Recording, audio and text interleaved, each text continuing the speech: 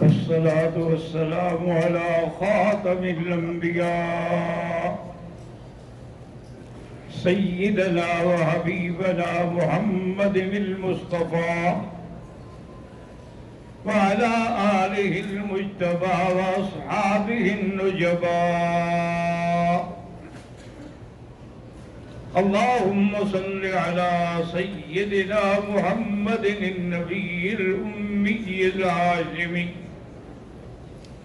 وعلى آله وأصحابه نجوم الهدى. أما بعد فقد قال الله تبارك وتعالى في القرآن المجيد والفرقان الحميد: أعوذ بالله من الشيطان الرجيم، بسم الله الرحمن الرحيم. يا أيها النبي إنا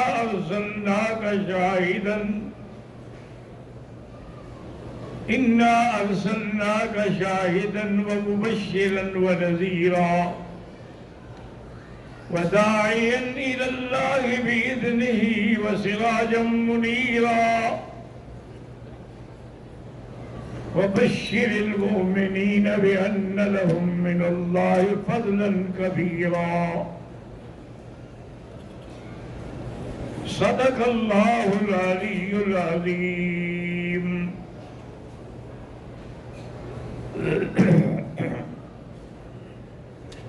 وصدق رسوله النبي الكريم، ونحن على ذلك لمن الشاهدين ومن الشاكرين، والحمد لله رب العالمين. رب اشرح لي صدري ويسر لي أمري واحلل عقدة من لساني يفقهوا قولي. سبحانك لا علم لنا إلا ما علمتنا إنك أنت العليم الحكيم. برادران اسلام، میں اپنے معروضات پیش کرنے سے پہلے ایک درخواست کرتا ہوں کہ مجھے 2-3 دن سے تکلیف ہے، چکر آتے ہیں کہ میں کھڑا بھی نہیں ہو سکتا. یعنی نماز بھی پڑھوں تو میں بیٹھ کے پڑھوں، یا کھڑے ہوئے خطرہ ہوتا ہے کہ گر نہ جاؤں. حمام تک بھی نہیں جا سکتا جب تک کوئی آدمی نہ ہو یا دیوار کو پکڑ کے سہارا نہ لوں.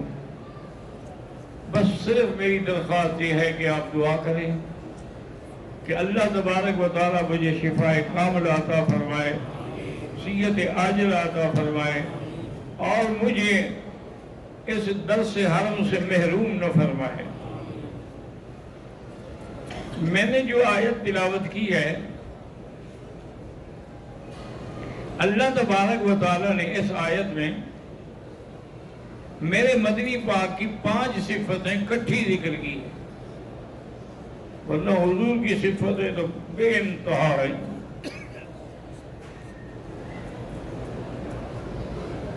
اور یہ قاعدہ ہے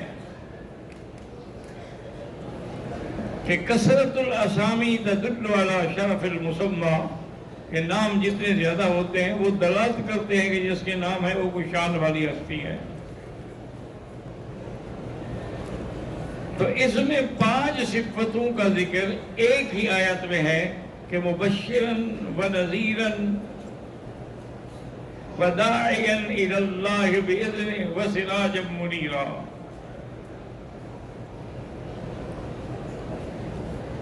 شاہد کا معنی گواہی دینے والا، شاہد کا معنی بیان کرنے والا.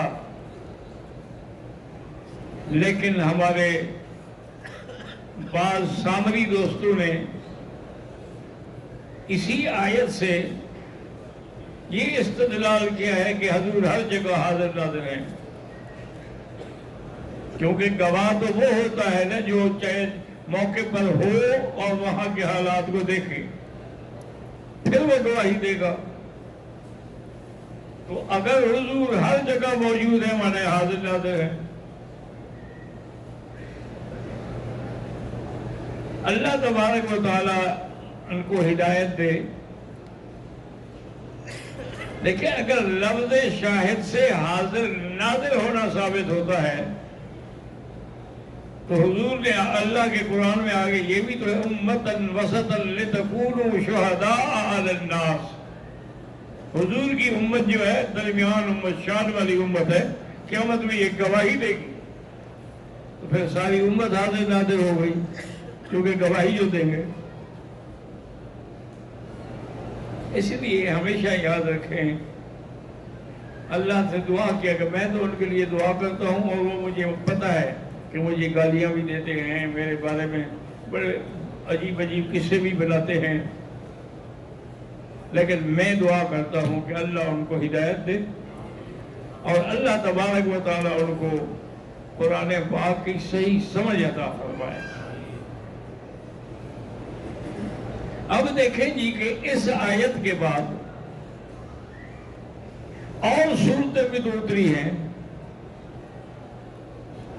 ان صورتوں میں تو حاضر ناظر کی تردید ہے، تو پھر اس سے افراد حاضر ناظر کیسے ہو گیا؟ تو بہرحال اللہ کے قرآن کی تعبیر جو ہے آدمی غلط نہ کیا کرے ورنہ آدمی کی عاقبت خراب ہو جاتی ہے۔ اللہ کا کلام ہے، اس کو کیسے آپ بدل سکتے ہیں؟ شاہد کا معنی ہے بیان کرنے والا، جیسے اللہ نے توحید کا بیان کیا اور آگے اس کی تفسیر ہے کہ وَدَاعِيًا إِلَى اللَّهِ، اللہ کی طرف بلانے والا، اور بشیر بھی ہیں نذیر بھی ہیں، خوشخبری دینے والے بھی ہیں ڈرانے والے بھی ہیں۔ جیسے کہ حضور صلی اللہ علیہ وسلم صفا پہ کھڑے ہوئے، سب کو بلایا اور فرمایا دیکھو میں جو تمہیں دعوت دے رہا ہوں اگر تم مان لو گے تو تیکم العرب والعجم، عرب اور عجم تمہارے غلام ہو جائیں گے، اور اگر نہیں مانو گے تو پھر میں تمہیں اللہ کے عذاب سے ڈراتا ہوں، انی نذیر لکم بعذاب شدید۔ بہرحال جن کے مقدر میں تھا انہوں نے مان لیا، اور جن کے مقدر میں نہیں تھا انہوں نے نہیں مانا۔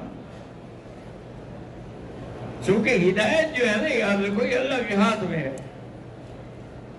اللہ چاہے تو ہدایت دے۔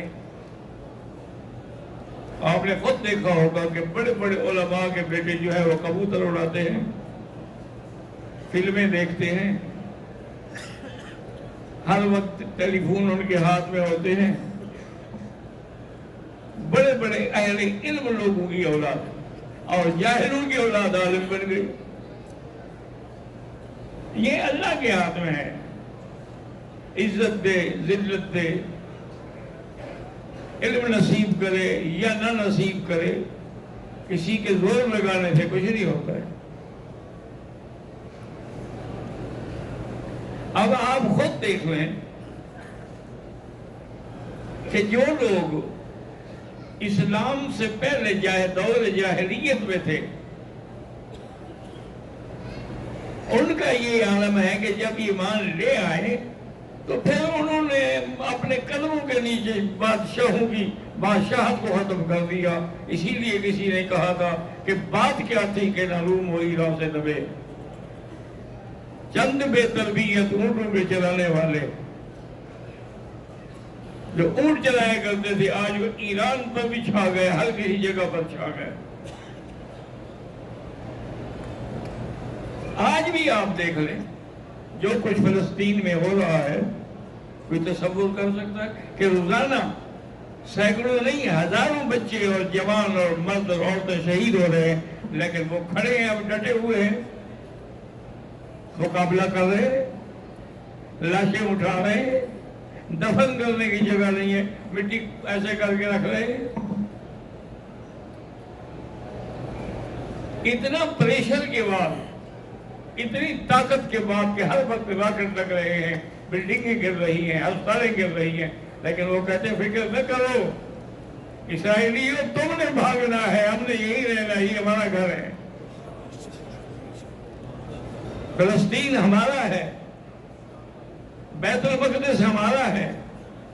آج انہوں نے القدس ہسپتال پہ راکٹ مارا، یعنی آدمی دیکھ نہیں سکتا، برداشت نہیں کر سکتا، لیکن کمال ہے ان لوگوں کا ماشاءاللہ، چھوٹے چھوٹے بچے اپنے دوسرے بھائی کو اٹھا کے بھاگ رہے ہیں۔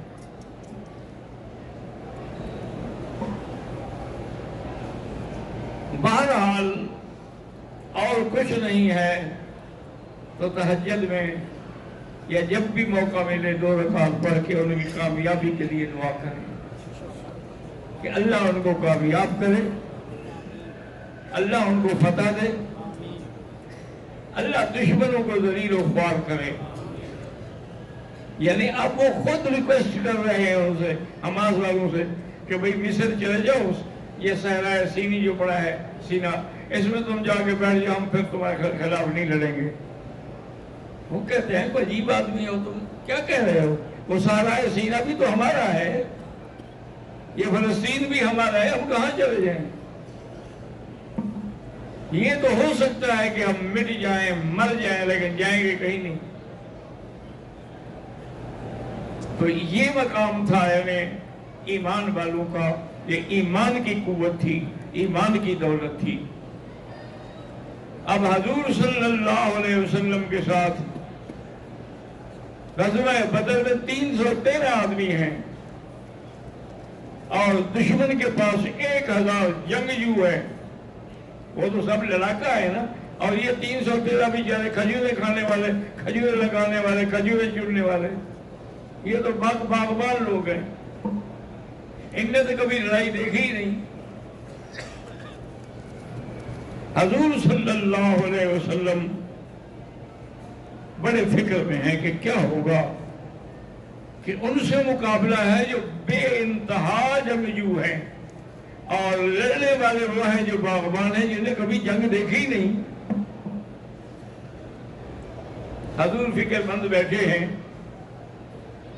تو انصار کے 2 آدمی آئے، انہوں نے آ کے سلام کیا اور کہا حضور لسنا اصحاب موسیٰ، ہم موسیٰ علیہ السلام کے ساتھی نہیں ہیں، جنہوں نے موسیٰ علیہ السلام کو کہا تھا فَاذْهَبْ أَنْتَ وَرَبُّكَ فَقَاتِلَا إِنَّا هَاهُنَا قَاعِدُونَ، تم اور تمہارا خدا جانے لڑائی کرو، ہم یہاں بیٹھے۔ ہم تو اصحاب محمد ہیں، ہم تو محمد مصطفیٰ کے ساتھی ہیں، ہم آپ کے آگے بھی کٹیں گے، دائیں بھی کٹیں گے، پیچھے بھی کٹیں گے، جب تک انسان کا ایک بچہ زندہ ہے آپ کی طرف تلوار نہیں آئے گی۔ حضور خوش ہے کہ ان میں بھی اتنا اللہ نے ہمت بھر دی ہے کہ انہیں کبھی جنگ نہیں کی۔ حضور صلی اللہ علیہ وسلم نے رات کے لیے آپ کے لیے عریش بنایا، عریش کہتے ہیں چھپر کو، چھپر بنایا گیا تھا کہ حضور اوپر لیٹ جائے، نیچے دشمن کا خطرہ تھا نا، کسی وقت رات کو حملہ کر سکتا ہے۔ حضرت علی فرماتے ہیں کہ اپنے مشورہ کی ابھی رات کو پہلا کون دے گا حضور پہ، تو حضرت ابوبکر سب سے پہلے آئے اور نے کہا میں پہلا دوں گا حضور پاک میں۔ اور حضور صلی اللہ علیہ وسلم نے بھی اب اپنا معجزہ دیکھیں کہ حضور نے صحابہ کو ساتھ لیا اور کہا یہ جگہ دیکھ رہے ہو؟ انہوں نے کہا نشان لگا لو، یہاں ابو جہل کی لاش پڑی ہوگی۔ یہ جگہ دیکھ رہے ہو؟ انہوں نے کہا دیکھ لو یہ عتبہ کی لاش پڑی ہوگی، یہاں ابو لہب کی لاش پڑی، وہ جگہ بھی بتا دی حضور صلی اللہ علیہ وسلم۔ اب صحابہ کا بھی حوصلہ ہو گیا نا۔ اللہ تبارک و تعالیٰ نے قرآن نازل کر دیا کہ میرے محبوب کا بتاتے کیوں، ثلاثۃ آلاف من الملائکۃ منزلین، ہم 3000 فرشتہ بھیج رہے ہیں آپ کی قیادت کے لیے، اور آپ کی قیادت میں سپاہی بن کے لڑے گا۔ اللہ تبارک و تعالیٰ نے فتح مبین عطا فرمائی. حضرت عبداللہ ابن مسعود رضی اللہ تعالیٰ عنہ گزرے تو دیکھا کہ ابو جہل کی لاش پڑی ہے لیکن اس میں ابھی سانس باقی ہے.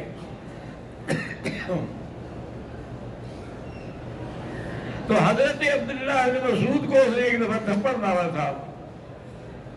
تو آپ نے تھپڑ مارا اور کہا ابو جہل جو اللہ کا وعدہ تھا ہمیں تو مل گیا تم لوگوں کو بھی مل گیا. کہنے گا کیا ہوا کوئی ایک آدمی سے زیادہ کوئی مار لیا ہے آپ نے, میری تلوار نکالو, میری گردن تمہاری تلوار سے نہیں کٹے گی, تم تو بکریاں چلانے والے لوگ ہو. اس وقت بھی اس بے غیرت کی جو انا ہے تکبر ہے وہ باقی ہے. حضرت عبداللہ مسعود نے اس کی گردن کاٹی اور کانوں میں رسی ڈال کے گھسیٹ کے حضور کے قدموں میں ڈالا. فرمایا یا محمد یہ وہ لوگ ہیں جو آپ کے ساتھ حتیم میں کھڑے ہو کے لڑے تھے, جنہوں نے حتیم میں آپ کے ساتھ لڑائی کی تھی. اور حضرت ابو بکر نے دفاع کیا تھا کہ تقتلون رجلا ان یقول ربی اللہ. اس بندے کو کس جرم میں مارتے ہو کہ اللہ کا نام لیتا ہے؟ تو اللہ تبارک و تعالی نے حضور صلی اللہ علیہ وسلم کی صحبت کی برکت سے ایسے ایسے واقعات ہوئے, ایسے ایسے فتوحات ہوئے کہ کوئی بندہ سوچ ہی نہیں سکتا ہے. اور اللہ نے میرے نبی کو دو صفتیں یاد رکھے. سراجن منیرا, سراج کہتے ہیں سورج کو, اس میں حدت اور گرمی زیادہ ہوتی ہے. حتیٰ کہ آج کل جدید سائنس والے کہتے ہیں کہ اگر سورج سے ہم تھوڑی سی توانائی بھی لے لیں تو یہ 10 کروڑ سال کے لیے کافی ہے. یعنی اتنا اس میں حدت ہے. اور چاند میں نور ہوتا ہے, حدت نہیں ہوتی, یاد رکھیں. قمرا منیرا, تو اس میں لطافت ہوتی ہے. اس لیے آپ دیکھیں نا کہ بعض چیزیں ہیں جو چاند کی روشنی میں پکتی ہیں اور بعض چیزیں ہیں جو سورج کی گرمی کی سختی سے پکتی ہیں. اللہ نے دونوں نقویہ نے وہ تیزی جو سورج والی جو حیثیت تھی کہ ساری دنیا کے ستارے سورج سے لیتے ہیں, تو سارے نبی بھی میرے مدنی محمد مصطفیٰ سے لیتے ہیں. وہ صفت لی. اور منیرن کی صفت لی. منیر ایک ہوتا ہے نور, ایک ہے منیر جو ساتھ لگے اس کو بھی نور والا بنا دیں. اس لیے اللہ تبارک و تعالی نے حضور صلی اللہ علیہ وسلم کو دو صفتیں عطا فرما دی, سراجن اور منیرا. اچھا, اسی طرح یہ دیکھیں کہ جو لوگ سورج کی اتنی بڑی طاقت کو دیکھتے ہیں کہ جب سورج نکلتا ہے سب ستارے غائب, ہر چیز غائب, اندھیرا غائب, تو وہ بدبخت سورج کی پوجا کرنی شروع کر دیتے ہیں. جیسے مجوسیوں نے اپنے مندر کو سونے کا بنایا تھا اور اس میں سونے کا سورج بنا کے رکھا تھا اور اسی کی وہ عبادت اور پوجا کرتے تھے. کہتے تھے کہ یہ اتنی بڑی روشنی, اتنی بڑی طاقت اور کس میں ہو سکتی ہے, یہی خدا ہے. اسی طرح دیکھیں ملکہ بلقیس جو ہے وہ اتنا بڑی ملکہ ہو کر عقل والی, فہم والی ہونے کے باوجود عبادت اسی کرتی تھی سورج کی. یسجدون للشمس من دون اللہ. اللہ کے نبی نے آ کے سب کچھ دعوت دی کہ لا تسجدوا للشمس ولا للقمر واسجدوا للہ الذی خلقہن ان کنتم ایاہ تعبدون. سورج چاند کے سجدے نہ کرو, اس کے کرو جس نے ان کو پیدا کیا ہے. جو سورج چاند کے پیدا کرنے والا ہے اس کے آگے سجدہ کرو. تو اللہ تبارک و تعالی نے قرآن مقدس میں ان آیات مبارکہ میں ساری صفتیں بیان کرنے کے بعد یہ بھی بتا دیا کہ میرا نبی جو ہے وہ منور کرنے والا ہے. اس لیے حضور کی ایک دعا ہے بڑی جامع، اللہم اجعل فی قلبی نورا وفی سمعی نورا وفی بصری نورا وعن یمینی نورا وعن شمالی نورا ومن فوقی نورا ومن تحتی نورا اللہم اعطنی نورا اللہم اجعلنی نورا۔ حضور نے یہ دعا مانگی۔ ہمارا ایمان ہے کہ اللہ نے ضرور قبول کی ہوگی، لیکن نور سے مراد نور نبوت ہے۔ وآخر دعوانا ان الحمدللہ رب العالمین۔